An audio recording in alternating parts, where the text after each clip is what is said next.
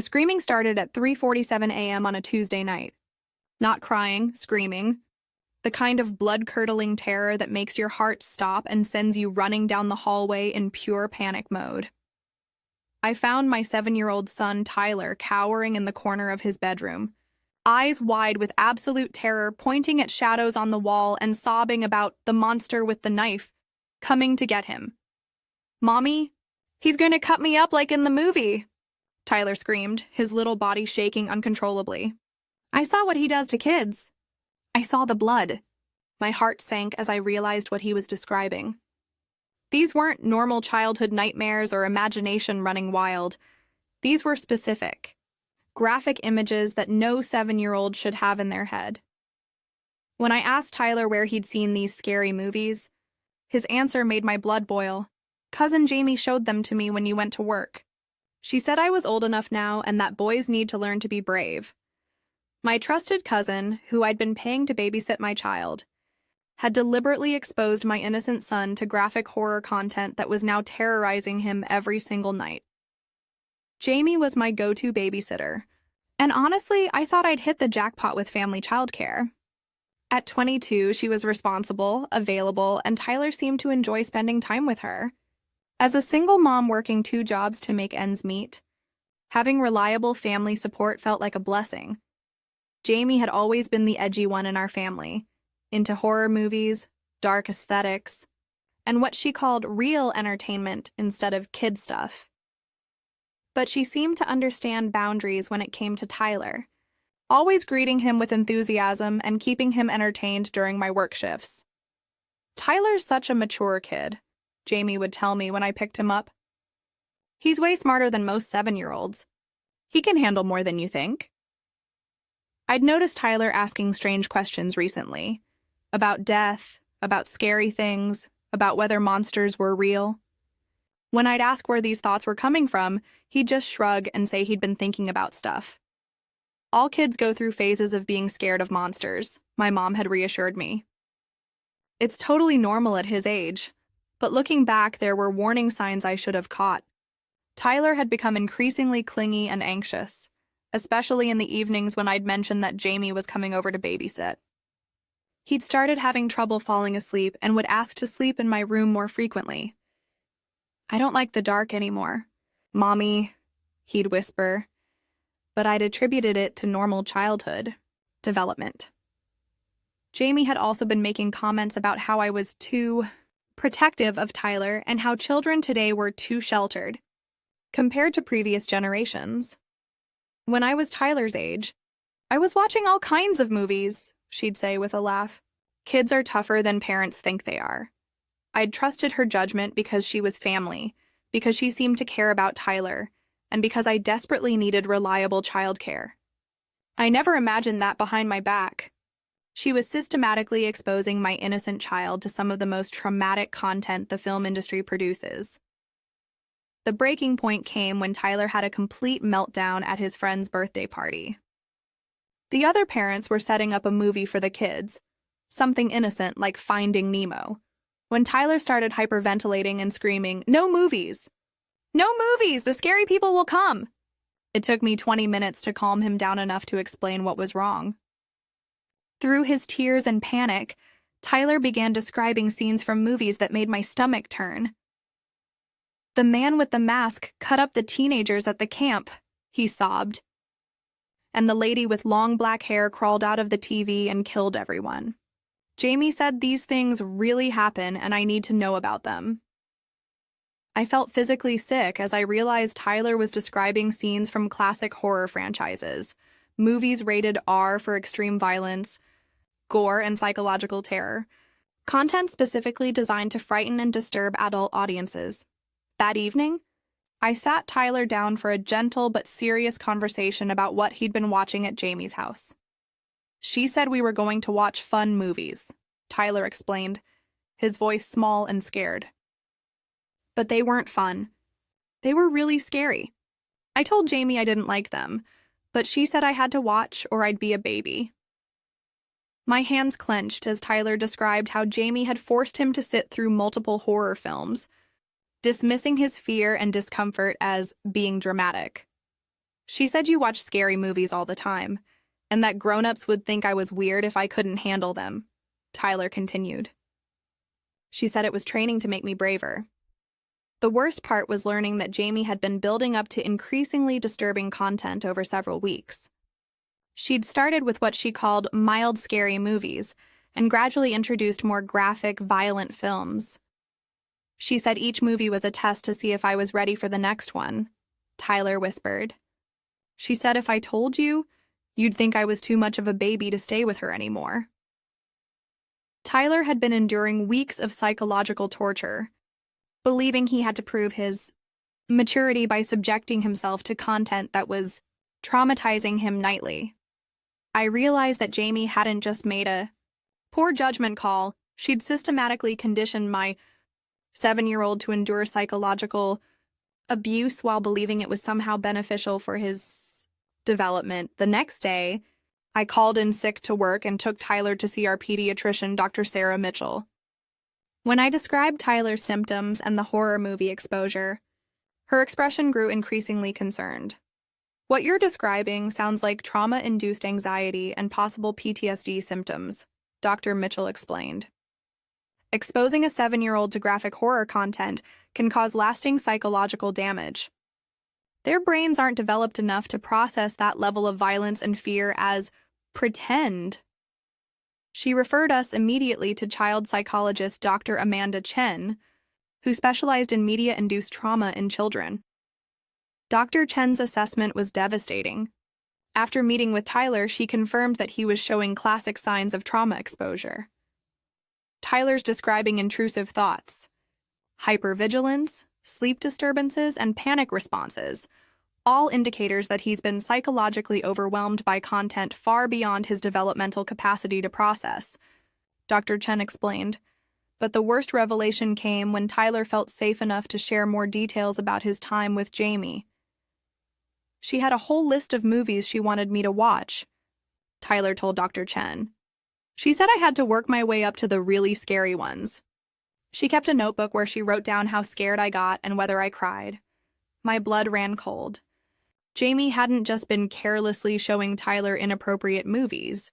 She'd been conducting some kind of systematic exposure experiment, documenting my child's psychological responses to increasingly traumatic content. That evening, I confronted Jamie directly. Her response was even worse than I'd feared. Tyler needed to toughen up, she said dismissively. He was way too sheltered and sensitive. I was doing you a favor by preparing him for the real world. The real world doesn't require 7-year-olds to watch people being murdered, I shot back. Look, maybe I went a little fast with the progression, but he was handling it fine until you made him think it was traumatic, Jamie argued. You're creating problems by making such a big deal out of it. When I told her about Tyler's nightmares and panic attacks, Jamie actually seemed annoyed. That's just temporary adjustment. Kids bounce back from everything. You're babying him by taking him to doctors instead of helping him work through it. I discovered Jamie had been researching fear conditioning and exposure therapy online, convincing herself that traumatizing a child was somehow therapeutic. She'd turned my son into an unwilling subject in her amateur psychology experiment. I documented everything so you could see his progress, Jamie said, pulling out a notebook filled with entries about Tyler's reactions to different horror films. See? He stopped crying as much by the 3rd week. That's improvement. The notebook contained detailed observations about my child's psychological distress, written like a clinical study. Jamie had been systematically traumatizing Tyler while convincing herself she was helping him develop resilience. She had turned my son's babysitting sessions into a horror film boot camp, designed to strip away his natural emotional responses to violence and fear. Tyler's condition deteriorated rapidly after our confrontation with Jamie. Knowing that adults were fighting about the movies seemed to increase his anxiety, and he began showing new symptoms that terrified me. He started having panic attacks during the day, at school, at the grocery store, whenever he encountered anything that reminded him of the horror films. His teacher, Mrs. Rodriguez, called me in for an emergency meeting. Tyler is having severe behavioral issues, she explained. He's afraid to use the bathroom alone, refuses to walk down empty hallways, and yesterday he had a complete meltdown when we turned off the classroom. Lights for a science demonstration, but the most alarming change was Tyler's developing obsession with checking locks and hiding places. He'd spend hours making sure all doors and windows were locked, and he'd created elaborate hiding spots throughout our house where he could retreat if the monsters came. "I have to be ready, Mommy," he'd explain matter-of-factly. "Jamie showed me what happens to kids who aren't prepared. Dr. Chen warned me that Tyler was developing hypervigilance and survival, anxiety typically seen in children who'd experienced real trauma. Tyler's brain is stuck in fight-or-flight mode," she explained. The horror movie exposure has convinced him that extreme danger is constantly present. He's living in a state of chronic terror. The situation escalated when Tyler started having what Dr. Chen called dissociative episodes, periods where he'd seem to mentally leave his body when overwhelmed by fear. During these episodes, Tyler would stare blankly ahead, unresponsive to his name or physical contact. "It's a protective mechanism," Dr. Chen explained. "When the fear becomes too overwhelming, his mind essentially shuts down to protect itself." Meanwhile, Jamie continued to minimize the damage she'd caused. When other family members learned what had happened, Jamie launched a campaign to paint me as an overprotective mother who was making Tyler's normal childhood fears into a medical crisis. "Kids watch scary movies all the time," Jamie told my aunt. "Sarah is just looking for someone to blame for Tyler being a sensitive kid." But Jamie's dismissive attitude crumbled when Tyler had a severe panic attack at a family gathering. Seeing Tyler hyperventilating and screaming about the killer coming to get him, while pointing at shadows, made it impossible for anyone to deny the severity of his condition. The final straw came when I found Tyler trying to barricade his bedroom door with furniture at 2 a.m. When I asked what he was doing, his 7-year-old face was deadly serious. "I'm making it harder for them to get in," he explained. "Jamie said the killers always come at night first, and they try the kids' rooms because we can't fight back as good as grown-ups." My child was living in constant terror, convinced that the fictional killers from horror movies were real threats planning to murder him in his sleep. Jamie's toughening up experiment had transformed my happy, secure child into a trauma victim who couldn't distinguish between movie fiction and real danger. Child protective services became involved when Tyler's school reported the severity of his behavioral changes and trauma symptoms. CPS caseworker Maria Santos took the case seriously after reviewing Dr. Chen's psychological assessment. Exposing a 7-year-old to graphic horror content and documenting their distress constitutes psychological abuse, Santos explained. The fact that this was done systematically over weeks makes it particularly concerning. The evidence against Jamie was comprehensive. Dr. Chen's report documented clear trauma, symptoms directly linked to the horror movie exposure. Tyler's school provided records showing the dramatic change in his behavior coinciding with Jamie's babysitting period. Most damning was Jamie's own notebook, which proved she deliberately and methodically traumatized a child while documenting his psychological distress. "Ms. Jamie's records actually work against her," explained prosecutor Lisa Chang when reviewing the case. "This wasn't accidental exposure. It was systematic psychological abuse disguised as toughening up a child." I consulted with family attorney Michael Torres about protecting Tyler from future harm. Attorney Torres was appalled by the evidence. "What your cousin did constitutes child endangerment and psychological abuse," he explained. The systematic nature of the exposure and her documentation of the child's distress makes this a clear case of deliberate harm. The legal case was strengthened by expert testimony from Dr. Patricia Williams, a child trauma specialist who reviewed Tyler's case. 7-year-old children cannot process graphic violence the way adults can, Dr. Williams testified. Their brains lack the cognitive development to understand that movie violence is fictional. The defendant essentially convinced this child that extreme violence was a normal part of life he needed to prepare for. Robert Martinez reviewed the evidence with obvious concern. The defendant systematically exposed a young child to content designed to frighten and disturb adults, then documented the child's psychological distress as if conducting an experiment, Judge Martinez stated during preliminary hearings. The district attorney's office filed charges of child endangerment, psychological abuse, and contributing to the delinquency of a minor. Jamie faced up to 5 years in prison and significant fines. Child Protective Services also required Jamie to complete mandatory education about child development and appropriate media exposure before being allowed any contact with children under 16. Ms. Jamie clearly doesn't understand the psychological impact of graphic content on developing minds. CPS Supervisor Janet Mills explained. She needs extensive education before she can be trusted around children again. Jamie's trial revealed the full extent of her disturbing mindset about children and trauma. Her defense attorney tried to argue that she was simply preparing Tyler for reality and that modern children needed to be toughened up. The prosecution systematically demolished this defense with expert testimony about child development and trauma. The defendant subjected a 7-year-old to content specifically designed to terrify adults, Prosecutor Chang argued. She then documented his psychological distress like a clinical researcher, showing she understood she was causing harm but continued anyway.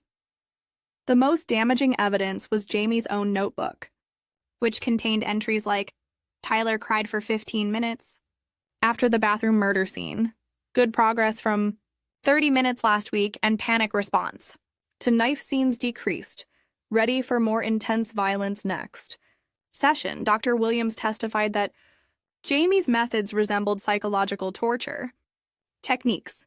The defendant used systematic fear exposure combined with social pressure to prevent the child from escaping the traumatic experience, Dr. Williams explained. This mirrors methods used to break down psychological defenses in interrogation scenarios. Jamie's lack of remorse throughout the trial shocked even her own family members. When asked if she regretted exposing Tyler to horror films, Jamie replied, "I regret that he wasn't tough enough to handle it better." Judge Martinez's sentencing was severe, influenced by Jamie's continued refusal to acknowledge the harm she'd caused. Ms. Thompson, you systematically traumatized a child while convincing yourself you were helping him, Judge Martinez stated. Your complete lack of empathy for the psychological damage you caused demonstrates a fundamental inability to prioritize child welfare over your own misguided theories. Jamie received 3 years in prison, 5 years probation, and was ordered to pay for Tyler's ongoing therapy costs. She was also required to complete 300 hours of community service working with child trauma recovery organizations. The court issued a permanent restraining order, prohibiting Jamie from any contact with Tyler or unsupervised access to children under 16. Most satisfying was watching Jamie's social reputation crumble as news of her conviction spread. Her friends and extended family learned that the cool cousin they knew had actually been systematically torturing a 7-year-old child for her own entertainment. Jamie lost her job when her employer learned about the child abuse conviction. Her social media accounts were flooded with criticism from people horrified by her treatment of a child. Several family members who had initially defended Jamie publicly apologized. After learning the full details of her systematic abuse, I had no idea Jamie was documenting Tyler's fear like an experiment, my aunt said. What she did was unforgivable. Jamie's complete fall from family favor felt like appropriate justice for the trauma she'd inflicted on my innocent child. 3 years later, Tyler is making remarkable progress in trauma recovery. Dr. Chen reports that his hypervigilance has decreased significantly, and the panic attacks are now rare occurrences rather than daily struggles. Tyler has learned to distinguish between movie fiction and reality, Dr. Chen explains. He understands that the scary things he saw were make-believe, created by special effects to frighten people for entertainment. We've slowly reintroduced age-appropriate movies into Tyler's life, always with extensive discussion about fiction versus reality. Tyler now enjoys animated films and adventure movies designed for children, but he still chooses not to watch anything with conflict or mild scares. I like happy movies better, Tyler tells people when they ask about his preferences. Scary movies are just for grown-ups who want to feel scared on purpose. The sleep disturbances have mostly resolved, though Tyler still prefers a nightlight and often checks his door locks before bed. Dr. Chen says these habits may persist but are manageable coping mechanisms rather than signs of ongoing trauma. Our family has established strict new boundaries about media exposure. No family member is allowed to show Tyler any content without my explicit approval, and all babysitters receive detailed instructions about our media policies. I've connected with other parents whose children experienced media-induced trauma. There's a growing awareness that graphic content can cause lasting psychological damage to developing minds. Regardless of the perpetrator's intentions, the hardest lesson learned is that family members can cause serious harm while convincing themselves they're being helpful. Have you dealt with family members who exposed your child to inappropriate content? How do you balance family relationships with protecting your child's psychological well-being? Share your experiences below. These conversations help us all stay vigilant about our children's media exposure.